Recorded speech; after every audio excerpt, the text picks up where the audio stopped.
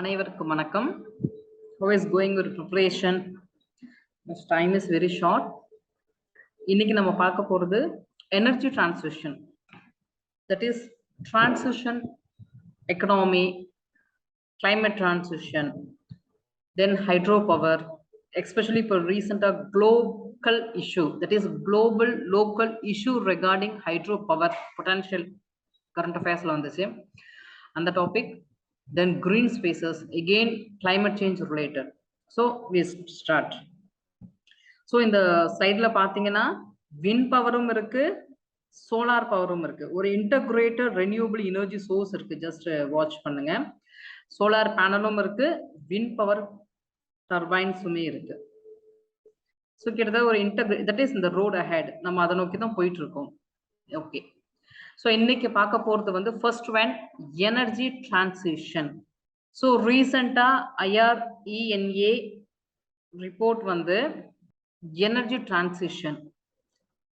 That is energy transition is the primary thing to tackle climate crisis or global energy crisis னு சொல்லிருக்காங்க. That is World Energy Transition Outlook 2022ல that is Berlin dialogue, transition dialogue னு சொல்லுவாங்க. அதுல ஒரு thing என்ன பேசுறாங்க, energy transition. இப்போ நீங்க கீவேர்டு என்ன, எனர்ஜி டிரான்சிஷன். இது வரைக்கும் கன்வென்ஷனல் எனர்ஜி இருந்துச்சு, இப்போ நம்ம ரெனியூவபிள் எனர்ஜி நோக்கி போறோம். ஒண்ணு, எதுக்காக போகணும்? First thing energy crisis address பண்றதுக்கு. நமக்கே தெரியும் கன்வென்ஷனல் நான் renewable energy going to deplete. வாகன இப்போ வெஹிக்கிள் இருக்கு, பெட்ரோல் டீசல் யூஸ் பண்றோம், அது தீர போகுது. இப்போ நமக்கு இன்னொரு ரெசார்ட் வேணும். அடுத்து கன்வென்ஷனல் எனர்ஜி, டீசலோ பெட்ரோலோ, இந்த hydro carbon that is crude oil வந்து carbon dioxide, carbon monoxide, sulphur dioxide எல்லாம் எமிட் பண்ணுது. அப்ப கிளைமேட் வருது. ஸோ ஒரே டைம் ரெண்டு விஷயத்தை அட்ரஸ் பண்றது, எனர்ஜி கிரைசிஸ், கிளைமேட் கிரைசிஸ் ரெண்டையும் அட்ரஸ் பண்றதுக்கு இப்போதைக்கு நம்மள்ட்ட உள்ள ஒரு கீ ஹோல்டு வந்து எனர்ஜி டிரான்சிஷன். இதான். ஸோ ஏன் எனர்ஜி டிரான்சிஷன் நோக்கி போகணும்? ஒய் நான் முன்னாடி சொன்னதா, to combat climate change, to ensure energy security and to deal high Fazil fuel prices. India one example, நம்ம பெரும்பாலும் க்ரூட் ஆயில் இம்போர்ட் தான் பண்றோம். இம்போர்ட் பண்ணும் போதே நமக்கு என்ன ஆகுது, forex reserve நமக்கு we are supposed to give foreign currency for import. இதே நம்ம வந்து லைக் டிரான்சிஷன் எனர்ஜி நோக்கி போகும்போது நமக்கு கரன்சி சேவ் ஆகும், எக்கனாமிக்கு ஒரு பெனிஃபிட் இருக்கு. ஒரு செஷன்ல நான் சொல்லியிருந்தேன், biofuel that is 20% ethanol blend biofuel certain amount forex reserve ஒவ்வொரு வருஷமும் அந்நிய செலவான ஃபாரின் கரன்சியை நமக்கு மிச்சப்படுத்தி கொடுக்கும். ஏன்னா 100 ரூபாய்க்கு பெட்ரோல் வாங்குறதை விட்டு இப்ப 80 ரூபாய்க்கு தான் வாங்க போறோம், பாக்கி 20 ரூபா நமக்கு மிச்சம். அந்த மாதிரி நம்ம வந்து கிளீன் எனர்ஜி நோக்கி போக போக நமக்கு வந்து முக்கியமா அந்நிய செலவாணிகள் நமக்கு மிச்சமாகும், ஃபாரெக்ஸ் ரிசர்வ். ஏன் இதை பத்தி இப்ப நம்ம பேசுறோம் அப்படின்னா, எகெயின் ஐ செட்னா பெர்லின் டிரான்சிஷன் டயலாக்ல இதை பத்தி ரொம்ப பேசியிருக்காங்க. ஸோ இந்த கிளீன் எனர்ஜி இது எல்லாமே ஒண்ணுதான், எனர்ஜி டிரான்சிஷன், கிளீன் எனர்ஜி எல்லாமே ஒரே கேட்டகரி தான். சரி, இந்த கிளீன் எனர்ஜிக்கு என்ன செய்யலாம், டயலாக்ல என்னென்ன பேசியிருக்காங்க அப்படின்னா, ஒரு 4 விஷயங்கள் எம்பசஸ் பண்றாங்க. That is firstly renewable have to scale up to 40% by 2030. இன்னைக்கு பாத்தீங்கன்னா ஒவ்வொரு நாடுகளுக்கும் மாறும். If you take India, more than 71% conventional energy, rest of percentage only renewable energy. இன்னும் சில நாடுகள்ல நீங்க if you take France and all, they have major chunk of renewable energy. அவங்க பாத்தீங்கன்னா renewable energy உடைய pie chart ரோல் ஜாஸ்தி இருக்கும் rather than conventional energy. சில நாடுகள்ல வெரி அண்டர் டெவலப்டு நேஷன்ல பாத்தீங்கன்னா இன்னைக்கும் வந்து கன்வென்ஷனல் எனர்ஜி, இன்னைக்கும் சொல்லப்போனா primitive technology of conventional energy, அடுப்பு வச்சுதான் அவங்க வந்து எரிப்பாங்க. நம்ம இன்னைக்கு கேஸுக்கு மாறிட்டோம். ஸோ அப்படியும் இருக்கிறாங்க. ஸோ குறைஞ்சபட்சம் உலக நாடுகளில் அவங்களுடைய எலக்ட்ரிசிட்டி ஜென்ரேஷன்ல 40% ரோல ரெனியூவபிள் எனர்ஜிக்கு கொண்டு வரணும் 2030குள்ளார. First. Second, World largest energy consumer and carbon emitter, the developed nation G7 ஆகட்டும், some G20 ஆகட்டும், they are supposed to have more investment for climate clean development mechanism.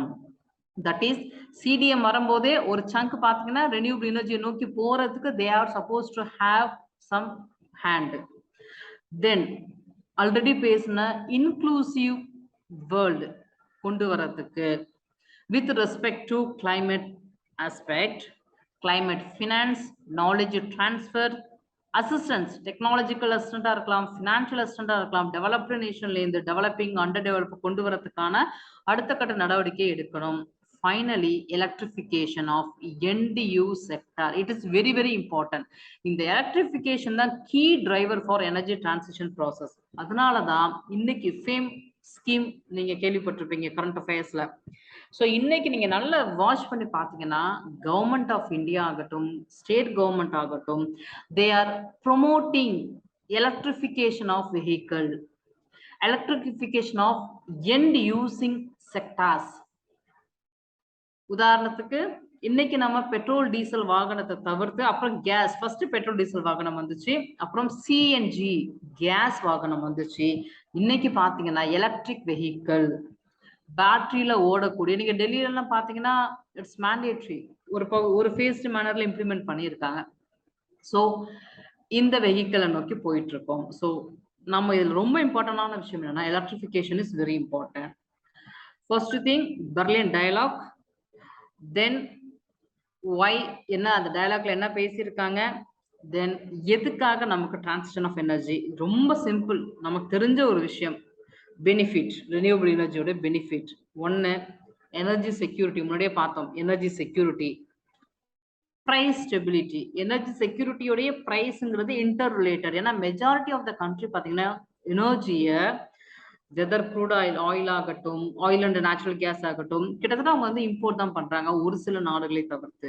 So it's related to price and price stability. இன்னைக்கு பாத்தீங்கன்னா petrol விலை ஒரு மாதிரி இருக்கும், நாளைக்கு ஒரு மாதிரி இருக்கும், எஸ்கலேட் ஆகிட்டே இருக்கும்.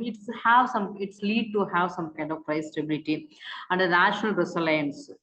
So 80% of global people lives in net energy importer. So shift to clean energy make this country less dependent on energy import through diversified supply option and decouple economy from fossil fuel. Obviously, it is need of the hour is we have to decouple our economy from fossil fuel, that is conventional energy. Then generate job. How can employment generation? Yes, renewable energy is a new technology. For example, solar energy, a solar panel, wind energy, establishment of wind farm, everything create employment generation. So investing in clean energy transition will bring socio-economic benefit. That is, it will add 80 million job worldwide in renewable and other transition relation technology by 2030. So obviously இது வந்து employment generation கொடுக்கும். Already fossil fuel உள்ளவங்க 12 million people job loss ஆனா கூட அதை விட ஜாஸ்தியா இது எம்ப்ளாய்மெண்ட் ஜெனரேஷன் கொடுக்குது. ஸோ என்னென்ன இனிஷியேட்டிவ் இந்தியாவில் பண்ணியிருக்காங்க, what initiative India taken to facilitate renewable energy transition. So in 2019 India announced by 2030 450 gigawatt நம்மளுடைய இன்ஸ்டால் கெப்பாசிட்டி இருக்கணும்னு நம்ம டிசைட் பண்ணியிருக்கோம். தென் COP 26ல வந்து நம்ம we committed 50% of our generation வந்து ரினியூபிளா இருக்கணும், ஆரியா இருக்கணும். இப்ப பாத்தீங்கன்னா 30% கிட்ட தான் இருக்கு, 30 to 35 கிட்ட தான் இருக்கு. தென் ஸ்கீம் வைஸ் பார்த்தோம்னா ப்ரொடக்ஷன் லிங்க் இன்சென்டிவ் ஸ்கீம், இது ஆல்ரெடி ப்ரிலிம்ஸ்லயும் கேட்ட ஒரு கொஸ்டின் தான், மெயின்ஸ்லயும் கேட்ட ஒரு கொஸ்டின் தான். PLI scheme, it is an initiative to enhancing manufacturing sector for production of raw material for renewable energy. Renewable energy, சோலாரோ விண்டோ, இது தொடர்பாக சோலார் பேனலை மேனுஃபேக்சர் பண்ணும்போது இன்சென்டிவ் கொடுக்குறாங்க. பிகாஸ் நம்ம we are moving toward transition. Then Pradhan Mantri Kisan உர்ஜ Suraksha ஏவம் உத்தான் மகா Abhiyan, it is nothing but provision of financial water security to farmers through solar energy. So இன்னைக்கு நமக்கு உங்களுக்கே தெரியும் majority of the peoples are farmers.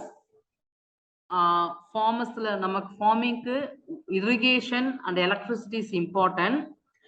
In addition to that, the rest of the thing, so water security இரிகேஷன்லாம் நீங்க வந்து solar panel மூலமா harness பண்றவங்களுக்கு financial assistance இந்த ஸ்கீம்ல கொடுத்தாங்க. Then solarisation of water pump for consumer door step delivery இருக்கு.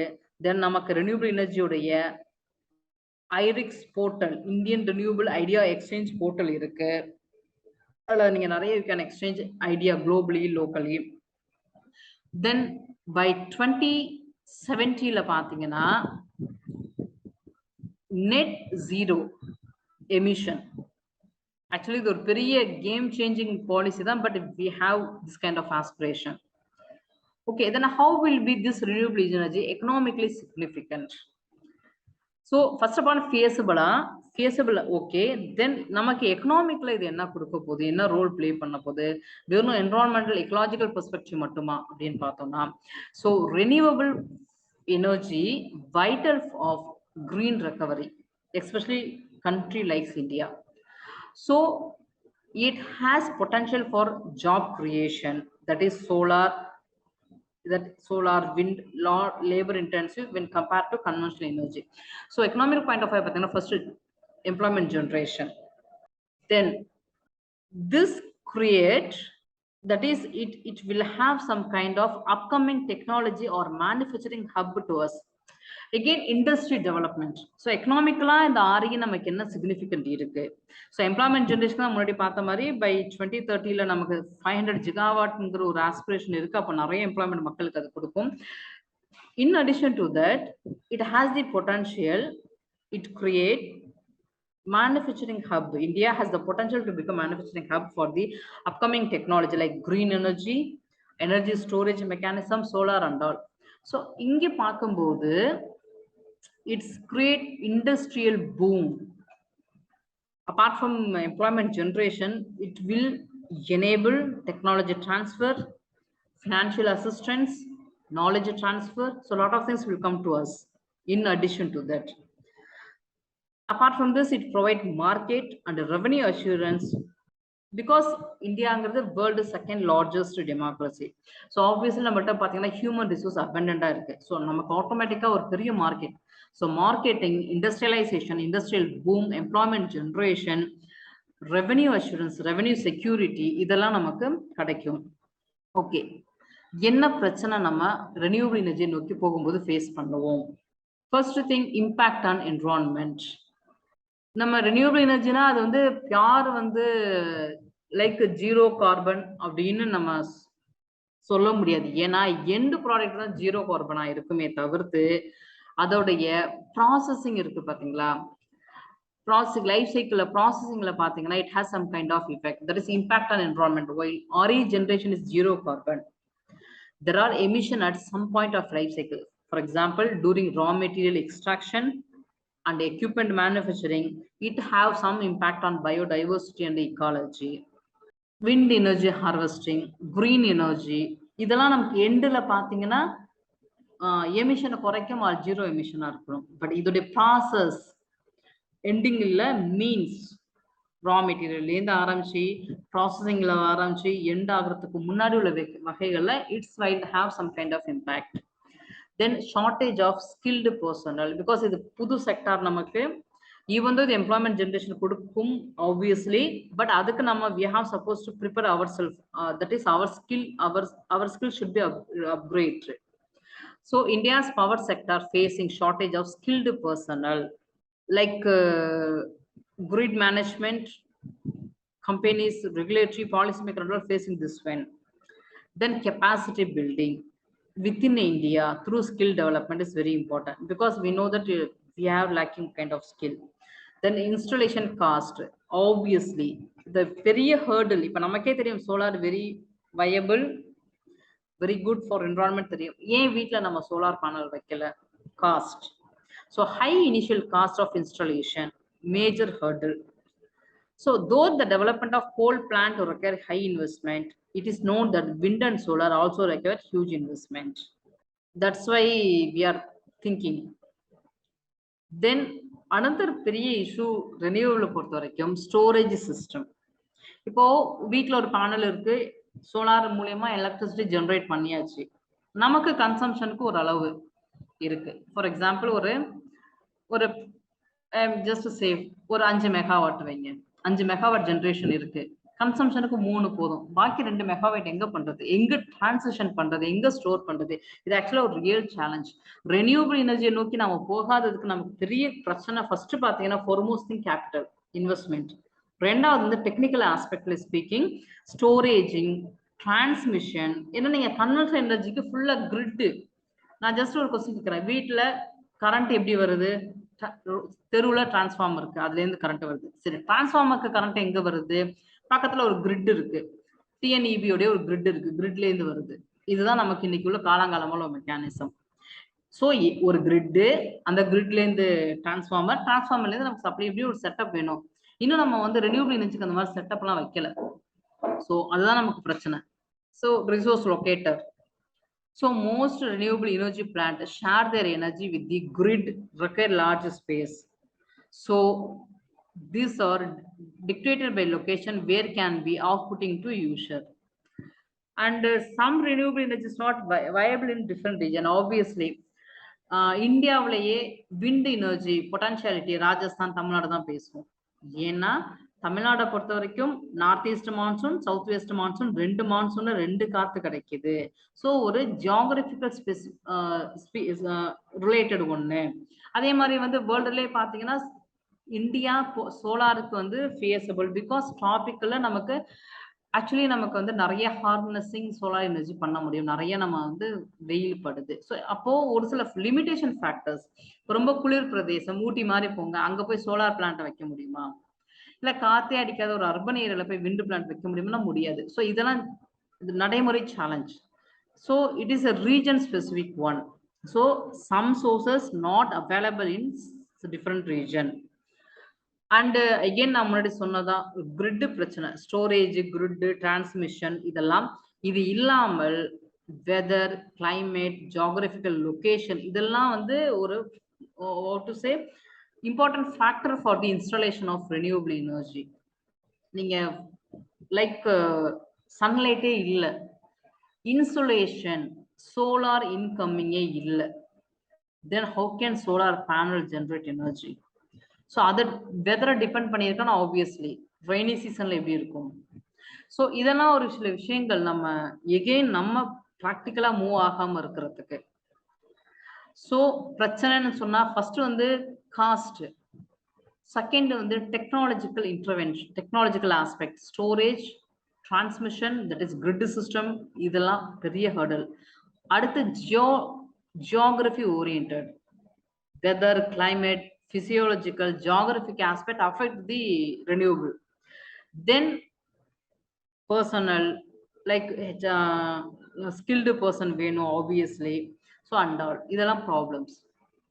So என்ன டிசைட் பண்ணியிருக்கிறோம், வேர்ல்டு வைட் என்ன இருக்கு, நம்ம என்ன பண்ணியிருக்கோம், இதோட முடிக்கலாம். So global partnership, it opened a new channel of support through technology and the financial resources being shared. For technology, climate action policy, developing countries need R&D funding and supporting funding infrastructure. It also need cost-effective indigenous technology into energy planning. Then distributed renewable energy. Renewable energy generated near point of use instead of centralized plant. It's very important. Now ஒரு problem நம்ம பார்க்கும்போது பார்த்தோம், நமக்கு transmission, storage ஒரு பெரிய ஹர்டலா இருக்கு. So generation பார்த்தீங்கன்னா end யூசருக்கு பக்கத்திலே இருக்கணும். அதை விட்டு சென்ட்ரலைஸ்டா கூடங்குளம் அணுமின் நிலையத்திலிருந்து உற்பத்தி செய்யப்படுகிற மின்சாரத்தை எங்க வேணா போடலாம், அந்த மாதிரிலாம் நம்ம செய்ய முடியாது. அதே மாதிரி தெர்மல் பிளான்ட்ல இருந்து எங்கேயோ சென்ட்ரலைஸ்டா தெர்மல் பிளான்ட் இருக்கும், அங்கேயே நமக்கு எலக்ட்ரிசிட்டி வரும் கிரிட்ல. ஸோ அதெல்லாம் இங்கே பண்ண முடியாது. அதுக்காக தான் நம்ம டிஸ்ட்ரிபியூட்டர் ரெனியூபிள் எனர்ஜின்னு ஒரு வே ஃபார்வர்ட் ஒன்று இருக்கு. That is roof top solar manufacturing supply chain regarding solar, என்னன்னா solar agri pump, solar based irrigation solution, even fast implementation of e vehicle in the urban area. இதெல்லாம் ஒரு talking, we are attracting investors over this one. Apart from this, this green recovery package ஒன்னு WWF World Wild Fund ஒரு இது கொடுத்தாங்க. So அதுலேயுமே வந்து green energy transition oriented they are supposed focus over improved trade prospects, providing financial relief and focusing on job creation and all have. So நமக்கு renewable energy actually பார்த்தீங்கன்னா இன்னைக்கு as of now it is a responsible energy, not only renewable energy, because climate change, energy crisis and all. So இந்த renewable energy industry உடைய பூமுக்கு நம்ம என்ன மாதிரி focus பண்ணணும்னா again நமக்கு தேவை land, labor rights. ஸோ அப்புறம் climate financing, ஈவன் நம்ம COP26ல கூட நம்ம கமிட் பண்ணியிருக்கிறோம். தென் கிளீன் எலக்ட்ரிஃபிகேஷன் ஓரியன்டா எனர்ஜி டிரான்சிஷன். ஏன்னா எனர்ஜி டிரான்சிஷன் வந்து வெறும் ரெனியூவபிள் எனர்ஜி மட்டுமே கிடையாது, எலக்ட்ரிஃபிகேஷனும் ஒன் ஆஃப் த பாயிண்ட் அங்கே நம்ம பார்த்தோம் இல்லைங்களா. அந்த 4 டாக்ல வந்து எலக்ட்ரிஃபிகேஷனும் they are focusing. So this and all enable energy transition feasible. Energy transition இப்போ வந்து need of the hour. Energy transition Berlin transit டயலாக்ல பேசின ஒன்று, reason fossil fuel price, energy security, climate change, 4 விஷயங்கள் பேசியிருக்காங்க. Importance of energy, clean energy, then especially economically importance, problem related to generation of clean energy, அதுக்கு என்ன solution way forward we are having, இதோட பார்த்தாச்சு. Next hydro power. Especially இந்த question என்னன்னா, ரீசெண்டா especially Himalayans பக்கம், ஹிமாலயன்ஸ் ரீஜன் பக்கம் வந்து ஹைட்ரோ பவர் பிளான்ட் இன்ஸ்டலேஷன் பண்ணும்போது நிறைய இஷ்யூஸ் வருது. லைக் டெவலப்மெண்ட் பெர்ஸ்பெக்டிவ்ல. அதே சமயம் ஹைட்ரோ பவர் பிளான்டோடைய பொட்டன்ஷியாலிட்டி நம்ம அண்டர்மைன் பண்ணிட முடியாது. ஏன்னா இதுவும் ஓரளவுக்கு கிளீன் எனர்ஜி தான். நீங்க யோசிச்சு பாருங்க, கைனட்டிக் வாட்டர், பொட்டன்ஷியல் எனர்ஜி உள்ள வாட்டர்ல இருந்து எலக்ட்ரிசிட்டி ஜென்ரேட் பண்றோம். ஸோ பட் இப்போ ரீசெண்டாக கரண்ட்ல நிறைய இஷ்யூஸ் வந்துச்சு. என்னன்னா ஹைட்ரோ பவர் பிளான்ட்டை இன்ஸ்டலேஷன் பண்ணும்போது அந்த லோக்கல் பீப்புளுக்கு நிறைய இஷ்யூஸ் வந்துச்சு. ஸோ இப்போ என்ன கேட்குறாங்க question, balancing global carbon benefit with local environmental cost. அதாவது நீங்க ஹைட்ரோ பிளான்ட் இன்ஸ்டலேஷன் பண்ணீங்கன்னா லோக்கல்ல நிறைய அஃபெக்ட், நெகட்டிவ்னஸ் இருக்கு, இன்க்ளூடிங் என்விரான்மெண்டல் எக்கலாஜிக்கல் பெர்ஸ்பெக்டிவ்ல ஒரு சில பாதிப்புகள் இருக்கு. At the same time development பெர்ஸ்பெக்டிவ்ல இந்த மாதிரியான ஹைட்ரோ பவரோ இதெல்லாம் நம்ம வந்து விட்டுடவும் முடியாது. பிகாஸ் ஒரு காலத்துல 37% நமக்கு ஹைட்ரோ பவர் ஜென்ரேஷன் கெப்பாசிட்டி இருந்துச்சு சுதந்திரம் கிடைக்கும் போது. இப்பெல்லாம் பாத்தீங்கன்னா ரொம்ப 7% கூட இல்லை, குறைஞ்சிட்டே வருது. இப்ப நம்ம வந்து எனர்ஜி டிரான்சிஷன் போகும்போதும் இதுவும் ஒன் ஆஃப் த வே, நமக்கு இதையும் வச்சுட்டு தான் நம்ம போகணும். ஸோ என்ன செய்யலாம், அதான் கொஸ்டின். ஸோ இந்த கண்டெக்ஸ்ட் ஏன் இந்த கொஸ்டின்ஸ் வந்திருக்குன்னா, the large number of researchers criticizing construction of hydro project in Himalayan region, highlighting environmental damage imposed on local population. At the same time, we cannot deny the benefit derived from hydropower. So the local environment compromise cannot be dismissed. How to balance? Other question, balancing carbon benefit hydropower மூலமா that is நம்ம climate change address பண்றதுக்கு நமக்கு இன்னொரு ஆயுதம் weapon வந்து hydro carbon. So இந்த வெப்பனை நம்ம use பண்ண ஆரம்பிக்கும் போது ஒரு சில லோக்கல் என்விரான்மெண்டல் இஷ்யூஸ் வருது. ஸோ ரெண்டையும் எப்படி பேலன்ஸ் பண்ண போறோம்? ஓகே, ஸோ ஒரு சின்ன ஃபேக்ட், 1947ல பார்த்தீங்கன்னா அவர் hydro power capacity India was 37% of total power generating capacity. But late 60s growth in coal-based power generation declined the hydropower share in capacity and generation. As of now 2022ல பார்த்தீங்கன்னா hydro power capacity accounted for roughly 7% of total capacity. So இதையும் நம்ம address பண்ண வேண்டிய சூழ்நிலையில இருக்கிறோம். இப்போ hydro பவர்னா என்ன, just ஒரு சின்ன introduction. Benefit of hydro power என்ன, அட்வான்டேஜ் என்னென்ன, இனிஷியேட்டிவ் நம்ம எடுத்திருக்கோம். என்ன பிரச்சனைகள் இருக்கு, குளோபல் லோக்கல் என்விரான்மெண்ட் காஸ்ட்டை எப்படி அட்ரஸ் பண்ணலாம், என்ன கன்க்ளூஷன், இதுதான்.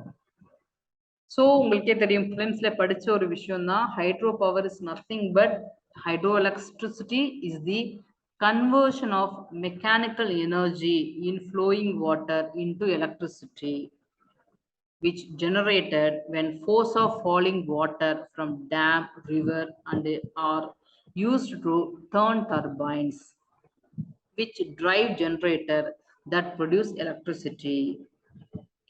ஸோ நீங்க படத்துல பாத்தீங்கன்னா இந்த ஃபாலிங் வாட்டர் டேம்ல தேங்கி இருக்கிற தண்ணி இப்ப கீழே விழுது. இங்க கீழே பாத்தீங்கன்னா ஸ்டேஷன், ஹைட்ரோ பவர் ஸ்டேஷன் இருக்கும்.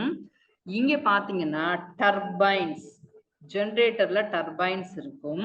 அந்த டர்பைன்ஸ் இதை சுத்தும். அப்ப சுழலும் போது மெக்கானிக்கல் எனர்ஜி உங்களுக்கு என்னவா மாறுதுன்னா எலக்ட்ரிக்கல் எனர்ஜியா கன்வெர்ட் ஆகுது. ஸோ எலக்ட்ரிசிட்டி ப்ரொடியூஸ் ஆகுது. இது ஒரு சின்ன மெக்கானிசம். இது நமக்கு எக்ஸாம்ல கேட்க போறதுல தெரிஞ்சுக்கிறதுக்காக. So the energy produce is directed to a substation before transmission to grid. அப்ப இங்கேருந்து ப்ரொடியூஸ் ஆகுது சப்ஸ்டேஷனுக்கு அனுப்பிடுவாங்க, அப்புறம் கிரிட்டுக்கு அனுப்புவாங்க, கிரிட்ல இருந்து டிரான்ஸ்ஃபார்மருக்கு போகும், டிரான்ஸ்ஃபார்மர்ல இருந்து வீட்டுக்கு வரும். ஸோ இது ஒரு விஷயம். இப்பெல்லாம் பாத்தீங்கன்னா நம்ம முன்னாடியே சொன்ன மாதிரி ரொம்ப குறைஞ்சிருச்சு ஹைட்ரோ பவர் ரோல். ஸோ என்ன அட்வான்டேஜ், எதுக்காக? இன் 2020 hydro power contributed 4,370 terawatt hours of global electricity generation, the highest by renewable and low carbon energy resource. World wide பார்த்தீங்கன்னா ரெனியூபிள் செக்டார்ஸ்லே நமக்கு ஒரு பாயிண்ட் தெரியணும், ஸ்மால் ஹைட்ரோ பவர் பிளான்ட் எல்லாம் ரெனியூபிள்ல தான் இருக்கு. So renewable energy நீங்க பிரான்ஸ், ஜெர்மன் எடுத்தா wind energy, German, Spain எல்லாம் எடுத்தா விண்ட் எனர்ஜியில் எப்படி நிறைய நிறைய ஜென்ரேட் பண்றாங்களோ அந்த மாதிரி வேர்ல்டு வைடு ரெனியூபிள் எனர்ஜி கேட்டகரியில ஹைட்ரோ பவர் தான் குளோபலா நிறைய இப்போ குளோபல் எலக்ட்ரிசிட்டி ஜென்ரேஷன் இருக்கு. அப்போ நம்ம அடுத்து என்ன எனர்ஜி டிரான்சிஷன் நோக்கி போகும்போது நமக்கு அடுத்த option green energy, hydro power, இதெல்லாம் வந்து கண்ணு முன்னாடி இருக்கிற ஒரு option. So reservoir based hydropower project also provide flood control, ensure water supply for drinking, irrigation. அதனால அதுக்கு பேர் வந்து மல்டி பர்பஸ் ப்ராஜெக்ட். நம்ம பிலிம்ஸ் படிக்கும்போது படிச்சிருப்போம், ரிவருக்கு மேல டேம், அதான் மல்டி பர்பஸ். என்ன மல்டி பர்பஸ்? அந்த டேம் அந்த தண்ணியை இரிகேஷனுக்கு யூஸ் பண்ணுவாங்க, அந்த டேம் தண்ணியை குடிக்கிறதுக்கு வாட்டர் சப்ளைக்கு ஃபார் ட்ரிங்கிங் யூஸ் பண்ணுவாங்க. உங்களுக்கு அந்த டேம்ல தண்ணி தேக்கி வச்சுட்டாலே ஃப்ளட் கண்ட்ரோல் வந்துடும், அதர்வைஸ் உங்களுக்கு ஃப்ளட் வந்திருக்கும். அதனால நீங்க டிவியில பார்த்துருப்பீங்க, நல்ல ரெயின்ஃபால் இருக்கிற டைம்ல பாத்தீங்கன்னா வீராணம் அணை திறக்கப்பட்டது, மேட்டூர் அணை திறக்கப்பட்டது. எப்போ? நீங்க அணை நிரம்பும் போது. ஆனா எப்போ நிரம்பும்? நல்ல மழை பெய்யும் போது. So it is a mechanism of flood control உங்களுக்கு தெரியும்.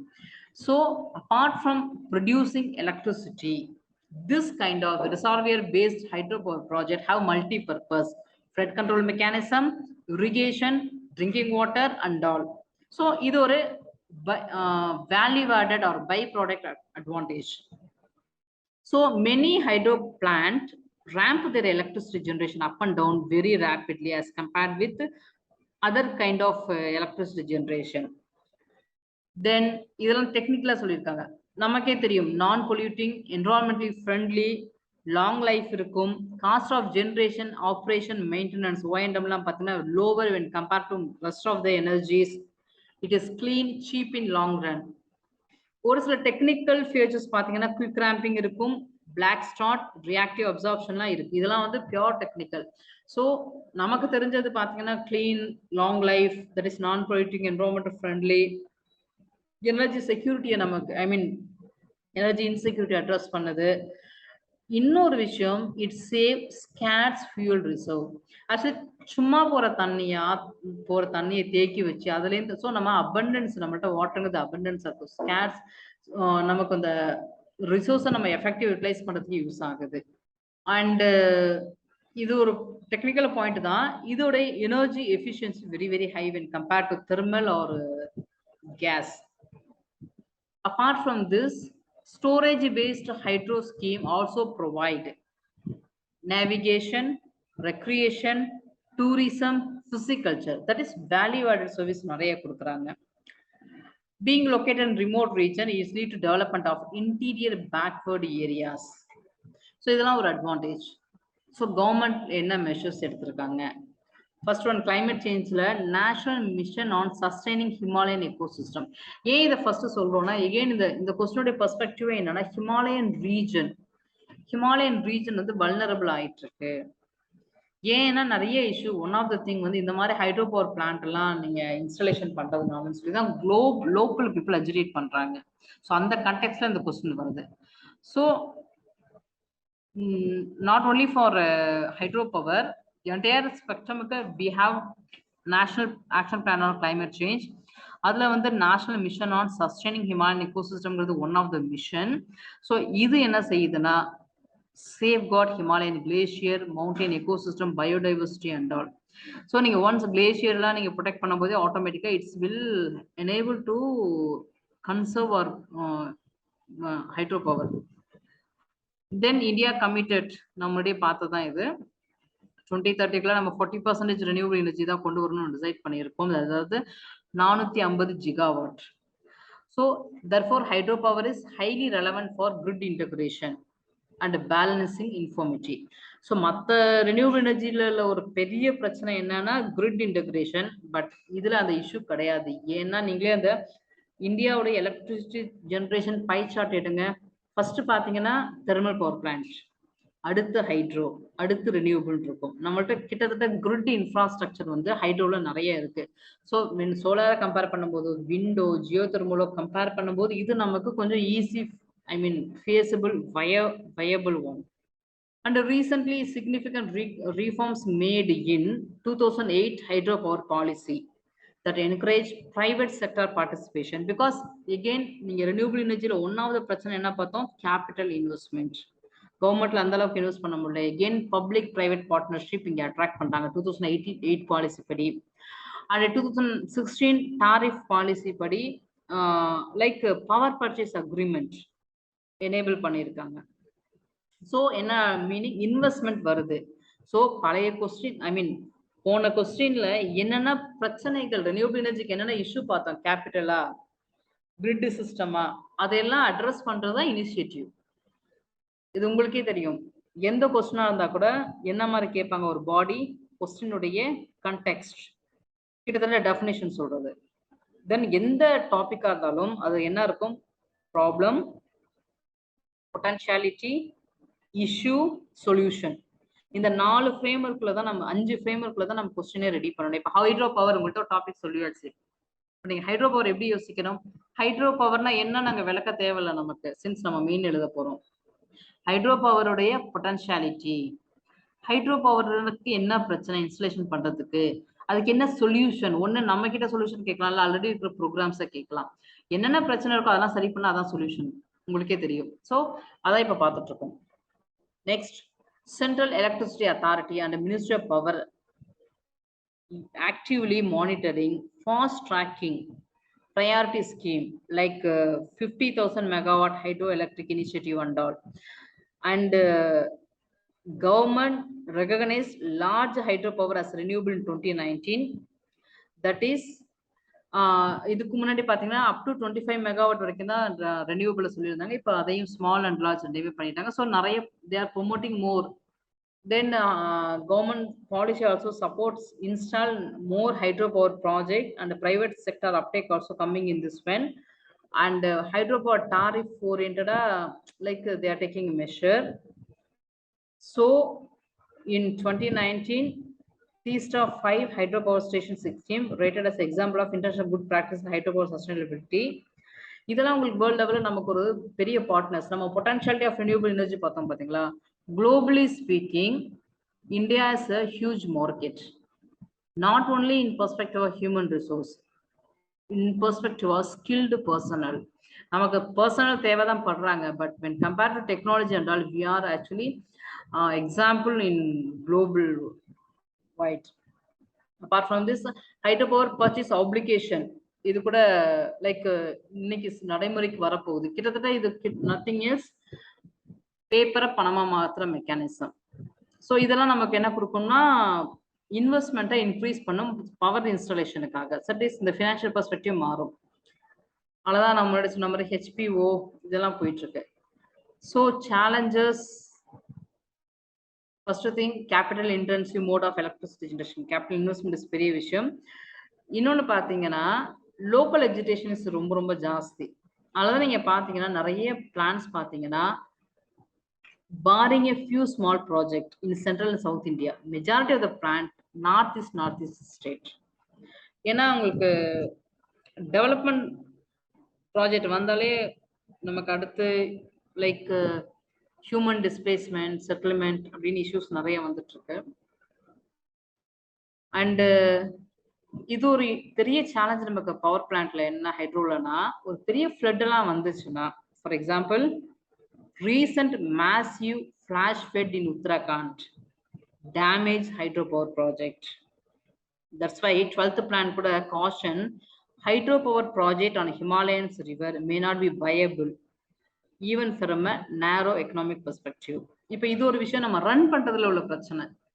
ஏன்னா இந்த மற்றது எதுவுமே மல்டி பர்பஸ் ப்ராஜெக்ட் கிடையாது. நமக்கு தெர்மல் பிளான்ட் அதை வச்சு நீங்க வந்து வேற பர்பஸ்க்குன்னு கிடையாது, சோல் பர்பஸ் எலக்ட்ரிசிட்டி ஜென்ரேஷன் தான். பட் இது வந்து ஹைட்ரோ மட்டும் மல்டி பர்பஸ் இருக்கும்போது அந்த ஃப்ளட், நிறைய ஃப்ளட், பெரிய ஃபிளாஷ் ஃப்ளட் வந்துச்சுன்னா அது பாதிக்கப்படுது. இன்னொரு விஷயம் என்னன்னா, especially with respect to Himalayan regions, Himalayas are young mountain, so high rate of soil erosion இருக்கும். So there is little vegetation in upper catchment to bind soil. ஏன் எரோஷன் நிறைய இருக்குன்னா அங்க வந்து பெரிய அளவுக்கு வெஜிடேஷன் இருக்காது. வெஜிடேஷன் தான் அந்த வேறு மண்ணை பிடிச்சி வைக்க போகுது. அங்க வெஜிடேஷன் பெரிய அப்பர் கேட்ச்மெண்ட் இல்லாத போது வேற மண்ணை பிடிக்க போறது இல்லை. ஸோ ஆட்டோமேட்டிக்கா சாயில் எரோட் ஆயிடும். So high sediment load reduce productive life of power station through heavy siltation. இது ஒரு இம்பார்ட்டன்ட் ப்ராப்ளம். மற்ற இதுக்கெல்லாம் பார்த்தீங்கன்னா ஜென்ரிக்கா இருக்கும் எக்கனாமிக் பெர்ஸ்பெக்டிவ்ல, ஃபைனான்ஸ், டெக்னாலஜி. பட் ஹைட்ரோ பொறுத்த வரைக்கும் ஒரு சில திங் டெக்னிக்கலி ஸ்பீக்கிங், ஒன்று ஃப்ளட் வந்தா இஷ்யூ வரும், டேமேஜ் ஆயிடும். ஹிமாலயன்ஸ் நீங்க மெஜாரிட்டி பவர் பிளான்ட் பார்த்தீங்கன்னா இங்கே தான் கன்ஃபைன் ஆயிருக்கும். ஒரு சில central southern Indian small project தவிர்த்து majority of the hydro project பார்த்தீங்கன்னா இந்தியாவில் நார்த் ஈஸ்ட் பக்கம் இருக்கும்.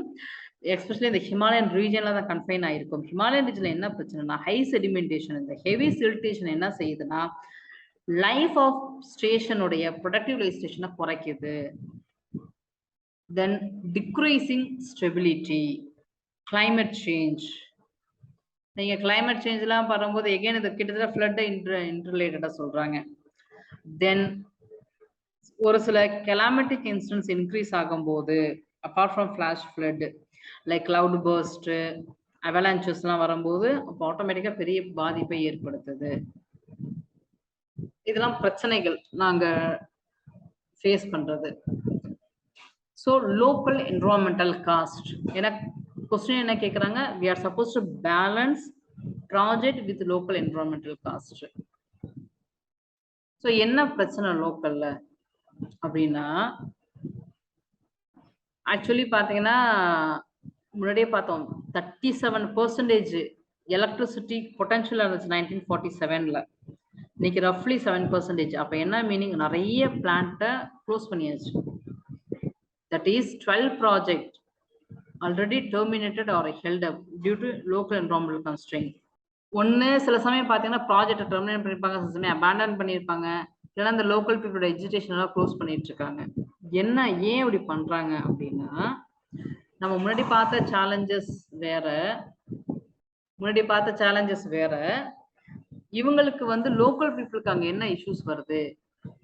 கடைசி பாயிண்ட் பாத்தீங்கன்னா, இந்த high precipitation in Himalayas coupled with sudden fall in altitude in the mountain of the region result in large volume of water gushing down river channel. So இந்த மாதிரியான ஒரு ஃபெனாமினா நடக்கும்போது இப்போ நம்ம வந்து ஹைட்ரோ பிளான்ட்டுக்காக construction of hydro project and related infrastructure such as road aggravate this phenomena.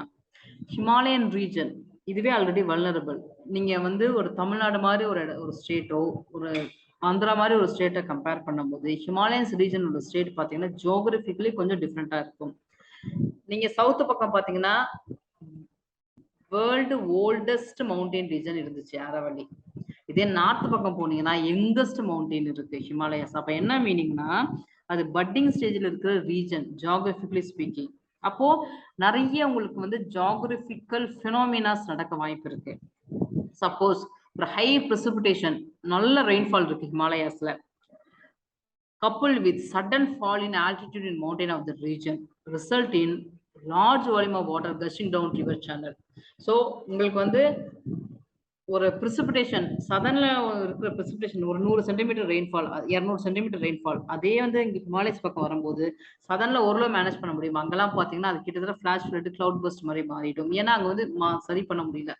அந்த மாதிரி வல்னரபிளா இருக்கிற ரீஜன்ல நீங்க ஹைட்ரோ ப்ராஜெக்ட் கன்ஸ்ட்ரக்ட் பண்ணும் போதோ இல்ல ஹைட்ரோ ப்ராஜெக்டுக்காக ரிலேட்டட் இன்ஃப்ராஸ்ட்ரக்சர் ரோடோ ஏதோ ஒன்று கன்ஸ்ட்ரக்ட் பண்ணும்போது இந்த பிரச்சனை ஃபர்தர் அக்ரிகேட் பண்ணுது. அதான் என்விரான்மெண்டல் காஸ்ட்.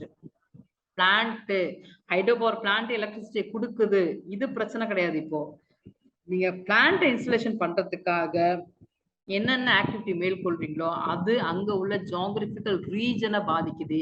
ஏன்னா அது already vulnerable. In last few years, many of India's newer hydropower projects and Himalayas damaged by flood and landslide. Though recurrent flood or natural phenomena, this can be aggravated by anthropogenic intervention also. So இதெல்லாம் மெயினா பாத்தீங்கன்னா that's why நீங்க பாத்தீங்கன்னா நிறைய project வந்து abandon ஆயிடுச்சு, terminate ஆயிடுச்சு, because people agitate பண்ண ஆரம்பிச்சிட்டாங்க. Simply speaking, ஒரு நியூக்ளியர் பவர் பிளான்ட் ஒண்ணு ஒரு ஒரு நம்ம வீட்டுக்கிட்ட அந்த ஊர்ல வருது, ஒரு பெரிய இண்டஸ்ட்ரி ஊருக்குள்ள வருது, அக்செப்ட் பண்ணுவாங்களா மக்கள்? இண்டஸ்ட்ரி வருது, எம்ப்ளாய்மெண்ட் கிடைக்கும், வருமானம் வரும், அக்செப்ட் பண்ணுவாங்களா இல்ல வேணாம்னு சொல்லுவாங்களா? என்விரான்மெண்ட் பெர்ஸ்பெக்டிவ்ல அது பொல்யூஷனை கொடுக்கும், வாட்டரை வந்து டேமேஜ் பொல்யூட் பண்ணும், இந்த குவாலிட்டியை குறைக்கும், குவான்டிட்டி வைஸ் வாட்டரை கிரவுண்ட் வாட்டரை சக்கப் பண்ணிடுவாங்கன்னு சொல்லி எதிர்க்கிறாங்க இல்லைங்களா? அதே கான்செப்ட் தான் இங்க என்ன நடக்க போகுது. இந்த மாதிரியான பிளான்ட் வந்து இந்த வல்னரபிள் ரீஜன் நீங்க போடும்போது அது சம்பந்தமான இன்ஃப்ராவையோ பிளான்ட்டையோ கட்டும் போது அங்க பாத்தீங்கன்னா உங்களுக்கு நிறைய ஜியோகிராபிக்கல் ப்ராப்ளம்ஸ், பிசியோகிராபிக்கல் ப்ராப்ளம் வரும். எஸ்பெஷலி வந்து சாதாரண ஃப்ளட் ஃபிளாஷ் ஃப்ளட்டா இருக்கும், சாதாரண ரெயின் போர் வந்து கிளவுட் பர்ஸ்டா இருக்கும், லேண்ட் ஸ்லைடு ஆட்டோமேட்டிக்கா நடக்க ஆரம்பிக்கும். ஏன்னா அவ்வளவு பெரிய பிளான்ட்டை நீங்க பூமியில வைக்கும் போது ஆட்டோமேட்டிக்கா நிலச்சரிவுங்கிறது பார்ட் அண்ட் பார்ட்ஸ்ல பினாமினா நடக்க ஆரம்பிச்சிடும். இந்த மாதிரி நிறைய பிரச்சனைகள், நிறைய டிசாஸ்டரை அந்த இடங்கள்ல சந்திக்கிற மாதிரி இருக்கும். லோக்கல் என்விரான்மெண்டல் காஸ்ட் இருக்குங்கிறதுனால தான் லோக்கல் பீப்புள் அஜிடேட் பண்றாங்க. ஸோ கன்க்ளூஷன் என்ன சொல்றோம்? Local environmental concern cannot be dismissed as environmental fundamentalism or anti-development, but the trade-off between local and global environment benefit or hydropower are real. So the cost are local, benefit are global. So government policy does not ignore the cost on local environment and the population depend on it, but at the same time we are not supposed to dismantle or we are not supposed to terminate or abandon this kind of thing, because it is the what to say end weapon before us. Either yung local environmental concern is have to take in account. At the same time world is like we are moving toward energy security. We are supposed to address climate issues, crisis. For that our only solution is energy transition. With the knowledge of energy transition we are very blessed or potential or abundant for with respect to hydro project. ஏன்னா already நமக்கு knowledge sharing இருக்கு. இப்போ புதுசா Jio thermal energy கொண்டு வரணும், நமக்கு இப்ப knowledge வேணும், டெக்னாலஜி வேணும், யார்ட்டையா கேட்கணும் டெவலப்டு நேஷன்ல. பட் ஹைட்ரோ பவரை பொறுத்த வரைக்கும் நாலேஜ் இருக்கு, டெக்னாலஜி தெரியும், ஃபைனான்ஸ் மேனேஜ் பண்ணிடலாம். ஏன்னா இது மல்டி பர்பஸ். இப்போ ஒரே ஒரு ஹர்டில், மெஜாரிட்டி ஹர்டில் என்னன்னா இந்த மாதிரி லோக்கல் என்விரான்மெண்ட் பிரச்சனை, அதை அட்ரஸ் பண்றதுக்கு தான் we are supposed to strive. அதுதான் நம்ம ஸ்ட்ரைவ் பண்ணணுமே தவிர்த்து இதை விற்ற முடியாது. ஏன்னா நமக்கு வேற வே கிடையாது. எனர்ஜி செக்யூரிட்டிக்கும் கிளைமேட் எனர்ஜி செக்யூரிட்டி என்ஷூர் பண்றதுக்கும் கிளைமேட் கிரைசிஸ் அட்ரஸ் பண்றதுக்கும் நம்ம இன்னைக்கு எனர்ஜி டிரான்ஸ்ஃபர்ங்கிற நிலையில இருக்கிறோம். அதை நீங்க ரொம்ப கிளியரா சொல்லணும் கன்க்ளூஷன்ல. ஸோ ஹைட்ரோ பவர் ஏன் இந்த பிரச்சனை? ஹிமாலயன்ஸ் ரீஜன்ல நிறைய ஹைட்ரோ பவர் அபேண்டன் ஆயிட்டு இருக்கு பிளான்ட். அதுக்கு நல்ல எக்ஸாம்பிள் 37% 7% நம்ம வந்து டோட்டல் கெப்பாசிட்டியில. So benefit initiative taken by India and என்ன பிரச்சனை ஃபேஸ் பண்றோம், என்ன லோக்கல் என்விரான்மெண்ட் பிரச்சனை, என்ன செய்யலாம்னு சொல்லல, வே ஃபார்வர்டு சொல்லல, எப்படி சொல்லலாம் கன்க்ளூஷன் சொல்லியிருக்கோம். தென் இதுவும் வந்து sustainable cities and urban green space, especially வந்து கொரோனா பேண்டமிக் கான்டெக்ட்ல வந்து ஒரு பூமான ஒரு ஏரியா. ஸோ அப்போ இந்த சஸ்டைனபிள் சிட்டிஸ், கிரீன் ஸ்பேஸ், இதுக்கும் கிளைமேட்டுக்கும் என்ன சம்பந்தம், இதுல வந்து என்ன மாதிரியான வேஸ் அண்ட் மீன்ஸ் இருக்கு, எப்படி நம்ம கிரீன் ஸ்பேஸ் கொண்டு வரலாம், என்ன மாதிரி இருக்கு. ஃபார் எக்ஸாம்பிள் எங்க வீட்லயே நம்ம கிரீன் ஸ்பேஸ்னா எப்படி கொண்டு வரலாம், கவர்மெண்ட் அதுக்கு என்னென்ன செஞ்சிருக்காங்க so far. Yes, first one, during the novel corona pandemic we witness outflow of people from bigger city to suburban, that is migrated people re-migrate their own place. But now this trend is reversing and urban occupancy is rebounding. So the need for housing with adequate amenity is increasing. So government and industry struggling to fulfill this one. That is nothing but sustainable urban housing. So இங்க sustainable city urban housing இது வந்து not only corporation urban, semi urban, town panchayat பொருந்தும், including ஒரு சில upcoming அர்பனிங்கான இருக்கிற இடங்கள் இதுக்கும் பொருந்தும். ஸோ கிரீன் ஸ்பேஸ், இது ஒரே வார்த்தை சொல்ல போனா சஸ்டைனபிள் ஹவுசிங், சிம்பிளா டேர்ம்ல சொல்லணும்னா சஸ்டைனபிள் ஹவுசிங். அது அர்பன் ஏரியாலா இருக்கலாம், செமி அர்பனா இருக்கலாம், இல்ல பொட்டன்ஷியல் அப்கமிங் அர்பன். இப்போ பஞ்சாயத்து கிராமமே பாத்தீங்கன்னா இன்னைக்கு கிராமம் மாதிரியா இருக்கு. யோசிச்சு பாருங்க, ஒரு 50 வருஷத்துக்கு முன்னாடி இருந்த வில்லேஜும் இன்னைக்கு அந்த வில்லேஜ்னா கிட்டத்தட்ட டவுன் மாதிரி தான் இருக்கு. டவுன்லாம் சிட்டி மாதிரி இருக்கு, சிட்டிலாம் கார்பரேஷன் மாதிரி இருக்கு, ஸோ ஸ்மார்ட் சிட்டி மாதிரி இருக்கு. ஸோ எல்லாத்துக்குமே பொருந்துற ஒரு கண்டெக்ஸ்ட் தான் இது. ஸோ அர்பனைசேஷனுடைய ஒரு thing, so climate change, urban emission, declining green space in city, இதெல்லாம் challenge in city infrastructure. So they need some corrective action to avoid the situation. So what is the corrective action? Green space. So green ஸ்பேஸ்னா எப்படி கொண்டு வரலாம்? So sustainable urban housing அப்படின்னா first thing எல்லாருக்குமே housing வேணும், that is housing for all.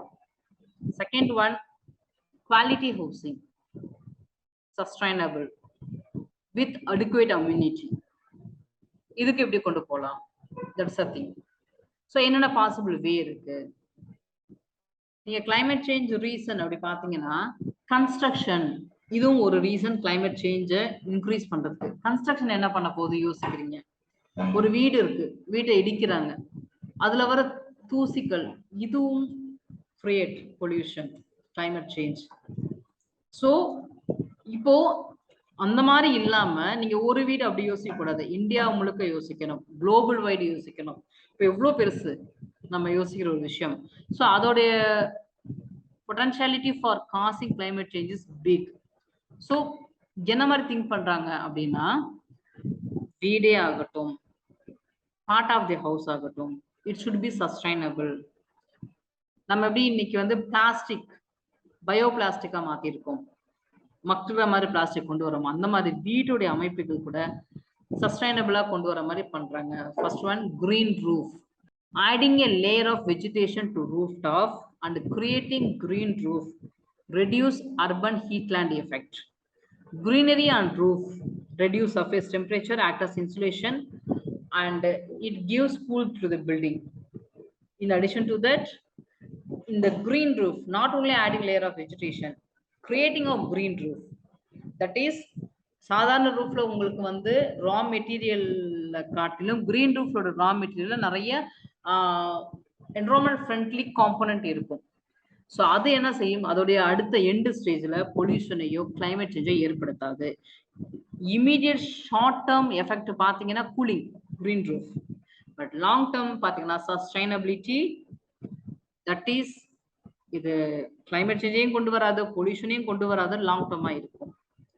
Then miniature forest planting trees in street.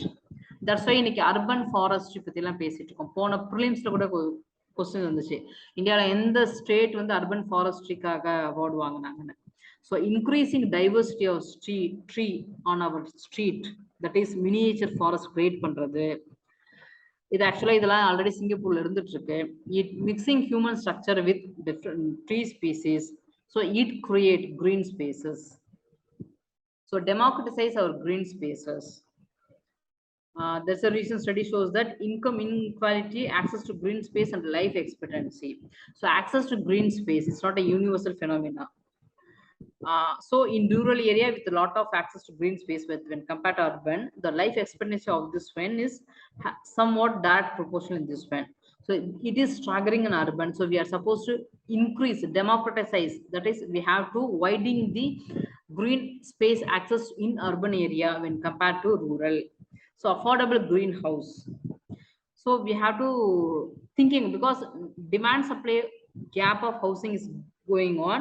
So green gentrification is very important. We have to create this one. So green gentrification is nothing but it is a process by which environment greening leads to increasing perception or perceive local desirable, result in high property value and rent. So we have to big data analytic open metric regarding this green space, and we have to have some kind of master plan for the installation or creation of this kind of green spaces. So government la pathina green building code, griha, green rating for integrated habitat assessment, and ECBC idella prelims la nam nadathirkom. Energy efficiency conservation building code, and our sustainable development goal level la pathina improving air and habitation quality in cities irukku. So already நம்ம green space oriented ஆக இந்த மாதிரியான measures already government வச்சிருக்காங்க. Like green certification, green building code இருக்கு, rating system இருக்கு across the country. We have some kind of separate video for this one also. So at the end பாத்தீங்கன்னா net zero carbon city initiative நம்ம already நம்ம first ஸ்லைட்லயே பார்த்தோம். நம்ம COP26லயே நம்ம commit பண்ணியிருக்கோம், India net zero கொண்டு வந்துரும். பெரிய ஆஸ்பிரேஷனா இருக்கும், 2070 நம்ம சொல்லியிருக்கோம். அதுக்கெல்லாம் இதெல்லாம் நம்மளுடைய பேபி ஸ்டெப்.